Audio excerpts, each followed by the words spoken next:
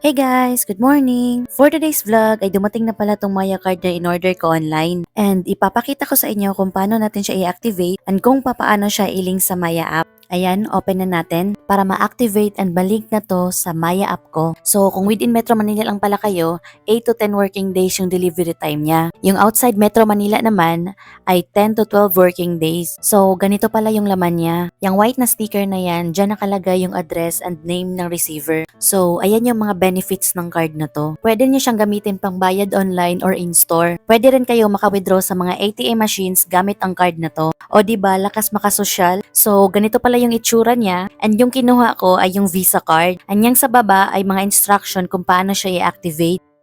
So first step ay i-open ang Maya app. Tapos click natin tong login.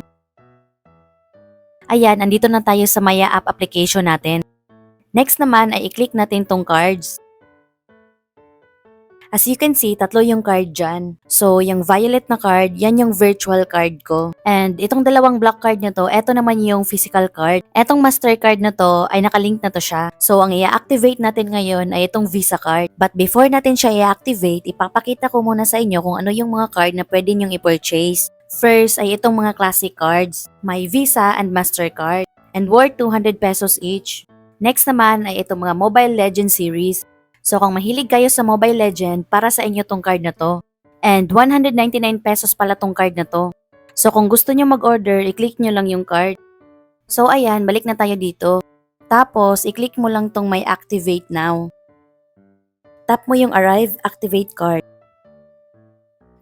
Ayan. So sa screen nyo ngayon, makikita nyo yung card number, validity like month, year, and security code. Tapos, ilagay nyo lang yung details ng card. So, yung details pala ng card guys is yung nasa likod ng card mismo. Tapos, click nyo lang tong next. Dito naman ay mag-i-input kayo ng 6-digit card PIN. Click nyo lang yung next. Tapos, ulitin nyo lang yung PIN nyo nung una. Ayan, your card is good to go. Tap nyo lang yung done. So, ayan, pagkatapos nyo ma-link or ma-activate ang inyong mga physical card, eto na yung makikita nyo sa screen nyo. Tapos, tap nyo yung na-activate nyo na card. As you can see dyan sa screen nyo, andyan yung show card details. Makikita nyo dyan yung card number, validity, and security code.